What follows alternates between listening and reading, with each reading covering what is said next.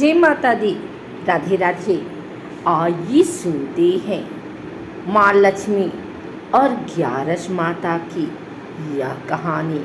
धन की देवी माँ लक्ष्मी की उत्पत्ति क्या था, उनके माता पिता का नाम आइए जानते हैं। हिंदू धर्म में माँ लक्ष्मी को धन की देवी माना जाता है और भगवान विष्णु की पत्नी भी, लेकिन अन्य देवी देवताओं की तरह माता लक्ष्मी के जन्म से जुड़ी बहुत ही कम जानकारी लोगों को है। आइए जानते हैं कि माँ लक्ष्मी की उत्पत्ति कैसे हुई थी और उनके माता पिता का क्या नाम है। माँ लक्ष्मी की हिंदू धर्म में बहुत मान्यता है क्योंकि वो धन की देवी मानी जाती हैं। अगर माँ लक्ष्मी के स्वरूप की बात की जाए तो माँ लक्ष्मी को 4 हाथ हैं, जिनमें से 2 में कमल है, तीसरा हाथ दान और चौथा हाथ वर मुद्रा में है। माँ लक्ष्मी कमल पर आसीन रहती हैं।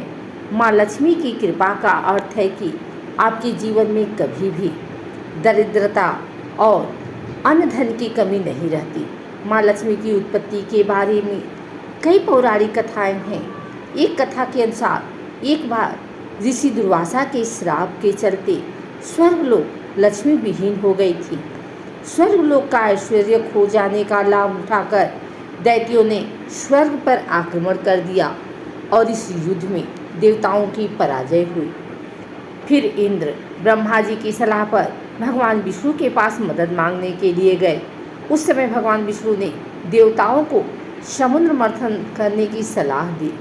जब दैत्यों की मदद से समुद्र मंथन की गई तो इस मंथन में से कोई दिव्य वस्तुएं और रत्न निकले, जिनमें से एक माँ लक्ष्मी भी थी। वे कमल के फूल पर विराजमान होकर प्रकट हुई और भगवान विष्णु को उन्होंने अपना पति चुना। एक कथा में तो समुद्र मंथन से जन्मी लक्ष्मी का जिक्र है, लेकिन दूसरी कथा में विष्णु प्रिया लक्ष्मी का जिक्र है, जिनके माता पिता भी हैं और जिनका समुद्र मंथन से कोई लेना देना नहीं है। इस कथा के अनुसार माँ लक्ष्मी भृगु ऋषि और उनकी पत्नी ख्याति की पुत्री थी। माँ लक्ष्मी का जन्म शरद पूर्णिमा के दिन हुआ था और सभी गुणों से संपन्न होने के कारण उनका नाम लक्ष्मी रखा गया था। धाता और विधाता माँ लक्ष्मी के भाई हैं और लक्ष्मी उनकी बहन ऋषि भृगु राजा दक्ष के भाई हैं और एक सप्त ऋषि भी हैं। इस तरह से लक्ष्मी जी माता सती की बहन थी। माँ लक्ष्मी और विष्णु जी का विवाह लक्ष्मी जब बड़ी हुई तो वे भगवान नारायण के पति के रूप में प्राप्त करने के लिए समुद्र तट पर घोर तपस्या करने लगी। हजारों साल तपस्या करने के बाद उनकी परीक्षा लेने के लिए देवराज इंद्र भगवान विष्णु का रूप धारण करके लक्ष्मी देवी के पास आए और उनसे वर मांगने के लिए कहा। लक्ष्मी जी ने उनसे विश्व रूप का दर्शन कराने के लिए कहा, जो इंद्र नहीं कर सकते थे। इसलिए इंद्र वहां से लज्जित होकर लौट गए। बाद में भगवान विष्णु स्वयं पधारे और उन्हें वर मांगने के लिए कहा। उनकी प्रार्थना पर भगवान ने उन्हें विश्व रूप का दर्शन कराया और लक्ष्मी जी की इच्छा अनुसार भगवान विष्णु ने उन्हें पत्नी रूप में स्वीकार किया।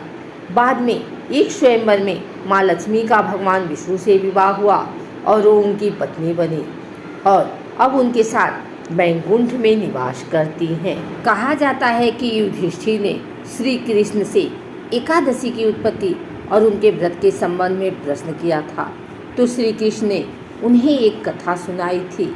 सतयुग में मूर नाम के बलशाली असुर ने स्वर्ग को जीत लिया था। देवराज इंद्र देवताओं सहित स्वर्ग से निष्कासित होकर मृत्युलोक पर रहने लगे। अपनी हार से पीड़ित और अपमानित देवता भगवान शिव की शरण में गए। वहां पहुंचकर उन्होंने अपना दुख उनके सामने रखा। इंद्र की दुख भरी प्रार्थना सुनकर भगवान शंकर ने उन्हें भगवान विष्णु के पास जाने को कहा। यह सुनकर इंद्र आदि सहित सभी देवता क्षीर सागर पहुँचते हैं। वहाँ वे भगवान विष्णु को महाबलशाली और क्रूर असुर मूर के आतंक की कथा सुनाते हैं और उस राक्षस से अपनी रक्षा करने की प्रार्थना करते हैं।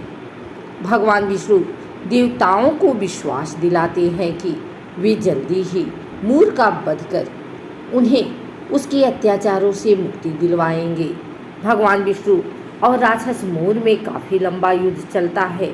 युद्ध के समय भगवान विष्णु को नींद आने लगती है और वे विश्राम करने के लिए एक गुफा में सो जाते हैं। भगवान विष्णु को सोता देख मूर उन पर आक्रमण कर देता है, लेकिन इसी दौरान भगवान विष्णु के शरीर से एक कन्या उत्पन्न होती है। वे मूर से युद्ध करने लगती है और उसका वध कर देती है। भगवान विष्णु को नींद खुलने पर पता चलता है कि किस तरह उस कन्या ने मूर का वध कर उनकी रक्षा की।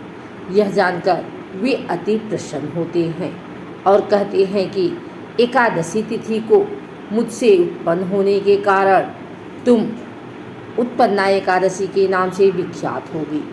इसी तिथि पर मेरा ध्यान करते हुए जो भी तुम्हारा व्रत और पूजन करेगा उसके सभी कष्ट दूर हो जाएंगे और उसे मोक्ष की प्राप्ति होगी।